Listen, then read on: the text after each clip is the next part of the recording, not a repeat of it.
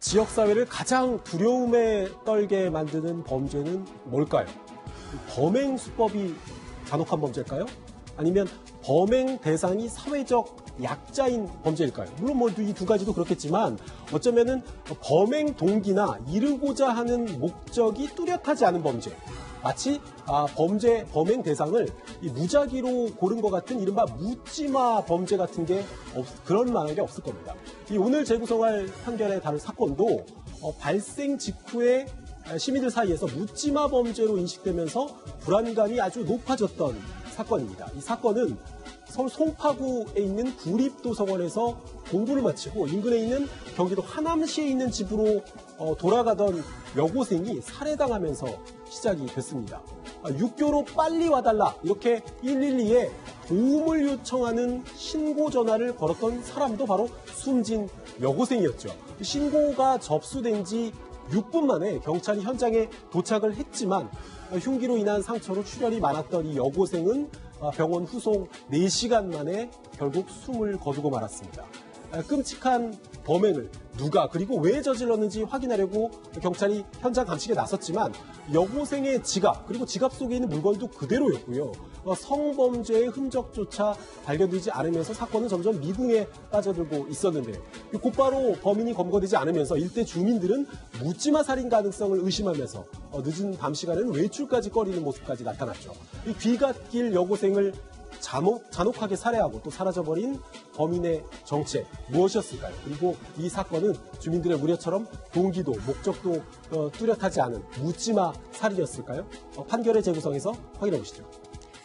귀가 중에 여고생이 참변을 당했습니다. 여고생이 내린 정류장 그리고 범행 장소까지의 거리가 불과 150m밖에 되지 않네요. 네, 버스 정류장에서 하차해서 집에 가기 위해서 이제 육교까지 한 150m 정도를 걸어갔으니까 아주 짧은 거리입니다.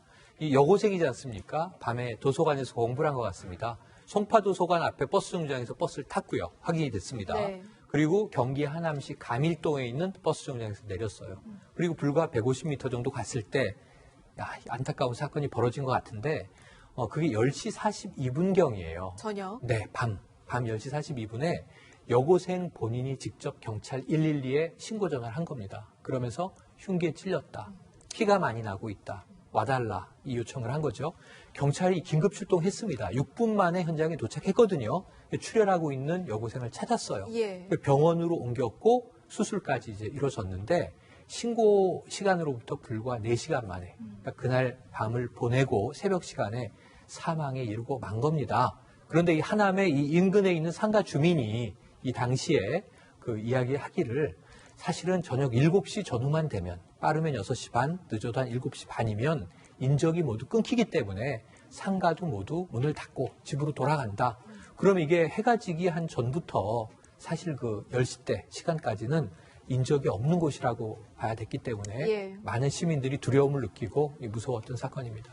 아픈 몸으로 여고생이 직접 112에 신고를 했습니다. 경찰이 출동을 하기 전에 그러면은 범인은 이미 현장을 빠져나간 후였던 거예요?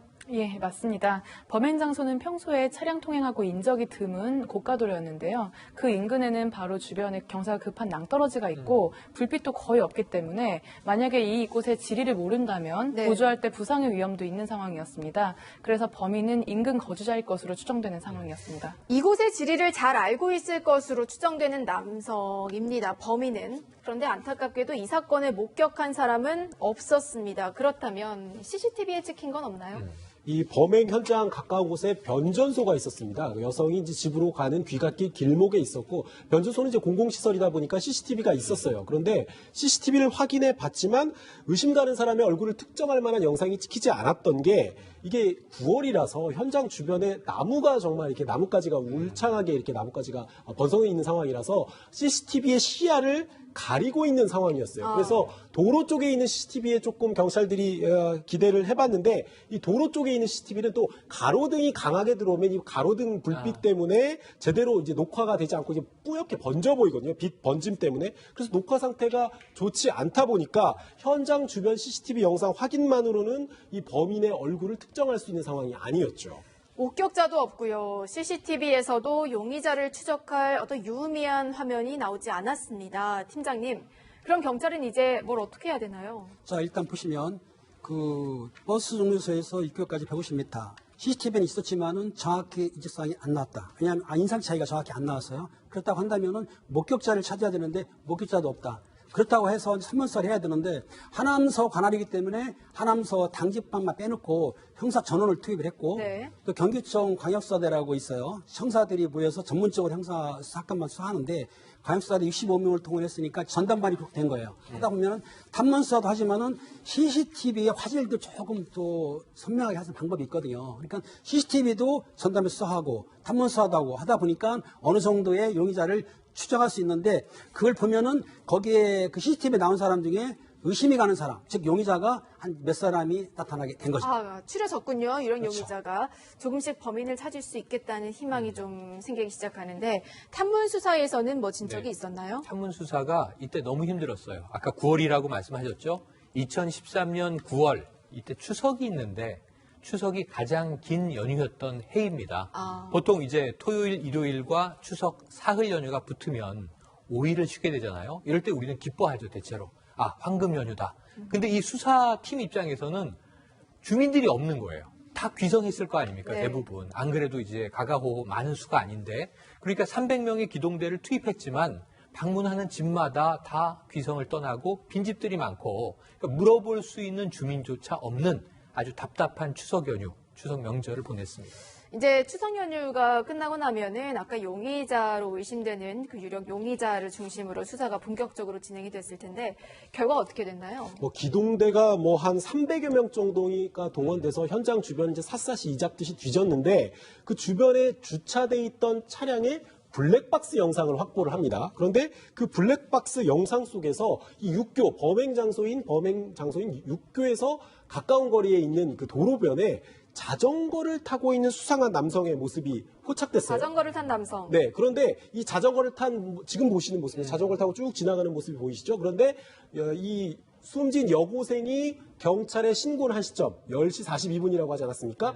그 시점에 그 범행 장소로 올 수 있는 그 거리에서 의심할 수 있는 거의 유일한 사람이었던 거예요. 그래서 이 사람의 이제 동선을 추적을 하기 시작했고요. 이 남성 서울 송파구에 사는 40대 자동차 정비원이라는 사실을 경찰이 확인했습니다. 사건 발생 열흘 만에 유력한 용의자가 특정이 됐습니다. 자전거를 타고 현장을 지나던 남성이었는데 경찰이 이 남성을 범인으로 유력하게 본 이유 직접 들어보시죠.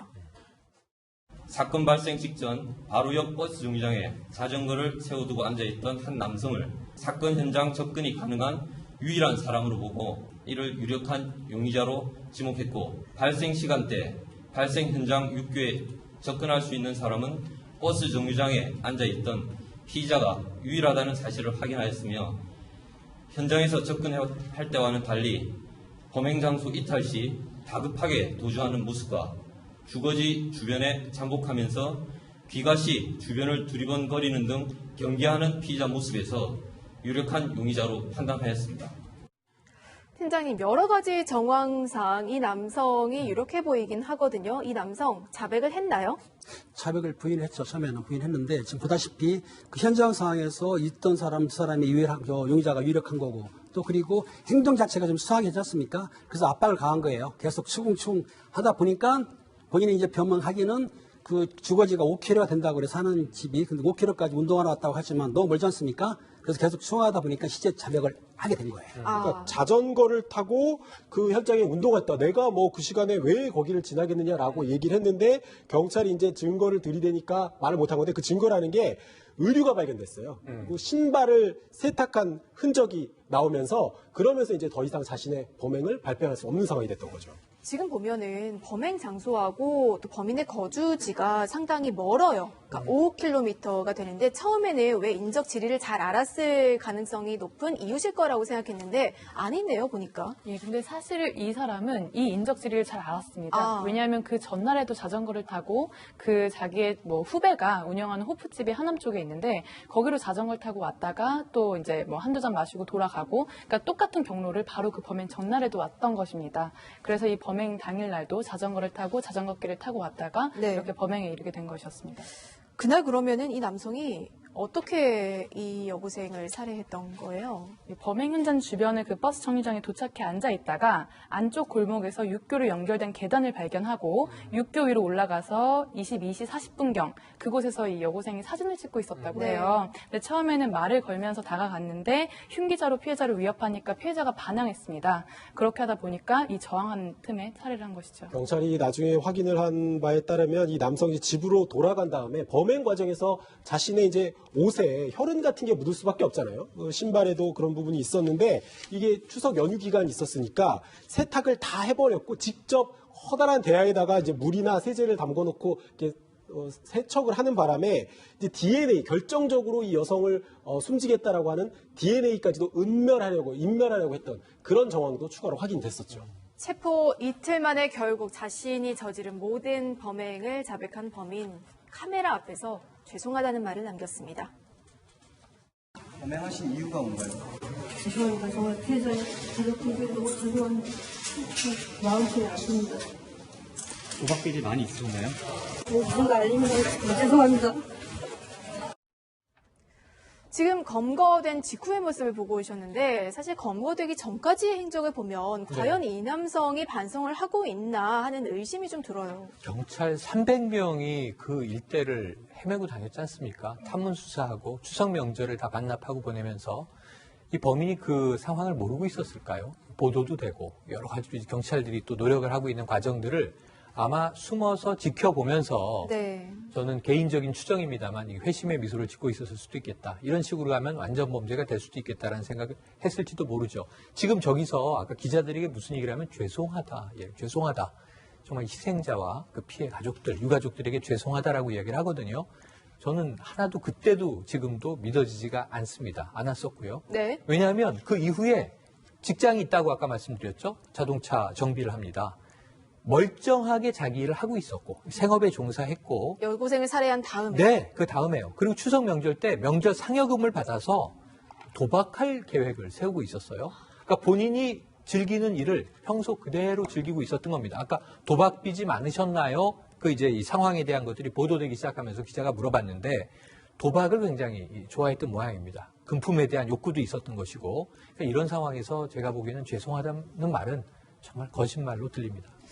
정말 어렵게 검거를 하고 어렵게 자백까지 받아냈습니다. 이 남성 대체 왜 이런 범행을 했다고 하나요? 최영일 평론가님도 방금 언급을 해주셨지만 이 남성 같은 경우는 직장도 있고 가정도 있고 그런 사람이었는데 7, 8년 전부터 경마와 경륜에 빠졌다고 해요. 그러니까 돈을 걸고 그런데 이게 돈을 따는 게 쉽지 않은 일이잖아요. 그래서 빚을 지게 된 것만 수천만 원에 이르면서 도박빚이 계속 차곡차곡 쌓였고요. 전셋집 보증금을 빼서 월세집에 살아야 될 정도로 형편이 기울고 있었습니다. 그래서 이제 돈이라는 어떤 범행 동기가 있었다는 건데 이 남성 진술에 따르면 범행 당일에 술을 마시고 있었고 이 지나가는 여고생을 발견한 다음에 돈을 빼앗을 생각으로 흉기를 위협하다가 살인까지 저질렀다라고 얘기를 했는데 경찰은 이 동기가 명확하지 않다고 봤어요. 왜냐하면 만약에 금전을 노린 범행이었다면 정말 돈이 많은 부유한 사람을 노렸을 텐데 이 학생이었단 말이죠. 여고생 학생이었고 이날이 범행이 일어난 날이 일요일이었는데 물론 사복을 입고 숨진 여고생이 사복을 입고 있었지만 언뜻 봐도 돈이 많아 보이진 않았고 아까 말씀드린 것처럼 이 지갑에서 돈이 사라지지도 않았단 말이죠. 그래서 경찰은 이게 단순하게 금전적인 목적이 아니라 성적인 목적이 있는 것이 아닌가, 성범죄를 목적으로 한 범행이 아닌가 추궁을 했고 범인도 실제로 성적인 호기심도 있었다 이렇게 털어놨습니다. 그럼 결국은 이제 동기라고 볼 수 있는 게 이제 돈 그리고 이제 성적 호기심 네. 그 두 가지가 될 수 있겠네요. 이번 사건 같은 경우는 특별한 이유나 대상 없이 무차별적으로 살인을 하는 그런 묻지마 살인으로 보기는 그럼 조금 어렵겠네요. 묻지마 살인과는 좀 차이가 있어 보입니다. 묻지마 살인의 대부분이 조금 어떤 이 정신적인 질환으로 기인하는 경우도 있고 그걸 정말 우리가 이 원인으로 딱 낙인 찍기는 굉장히 어려운 일입니다. 그래서 안 된다고 보지만 최근의 범죄들은 좀 유형이나 패턴들이 있는데 네. 이 경우에는 본인의 사회경제적인 구조적 상황이 주원인으로 보여져요. 아까 말씀하신 대로 전세 정도는 돈을 벌었었는데 직업생활하면서 이제는 아주 쪼들리게 된 상황이란 말이에요. 본인의 잘못이죠. 도박 때문에. 도박 중독이 됐을지 모릅니다. 그런데 여기서 급한 대로 이 몇 푼의 돈 혹은 급한 대로 내 눈앞에 있는 어떤 여성에 대한 성적 호기심 이것이 어떤 그 주치라고 하는 것하고 결합해서 타겟을 정하고 벌어진 사건이기 때문에 이것은 우리가 많은 시민을 공포로 몰아넣는 묻지마 범죄와는 다소 다르다. 이렇게 봐야 할 것 같습니다. 꽃도 피우지 못한 여고생이 사망했습니다. 별다른 이유도 없이요. 아니, 어떤 처벌 받았나요? 네, 1심에서는 재판부가 무기징역을 선고했는데요. 공포가 엄습하는 야간 시간에 흉기를 가지고 극악한 범죄를 저지른 점에 대해서는 어떠한 변명도 용납될 수가 없다 이렇게 밝혔습니다. 2심에서도 마찬가지로 무기징역이 유지가 됐고 확정이 되었습니다. 2심에서는 이제 그 피고인이 이렇게 살해를 한 이후에도 태연하게 상업에 종사를 하면서 그 향후에 또 도박을 도모했던 이런 점으로 봤을 때 그 범행 이후의 정상도 굉장히 좋지 않다라는 판단을 했습니다. 소중한 딸을 잃은 피해자 부모, 가족들이 품었을 한에 대해서도 재판부는 언급하면서 중형이 불가피하다고 봤어요. 도박의 덫에 빠져서 파산한 남성이 저지른 정말 용서받지 못할 살인사건, 오늘 판결의 재구성으로 살펴봤고요.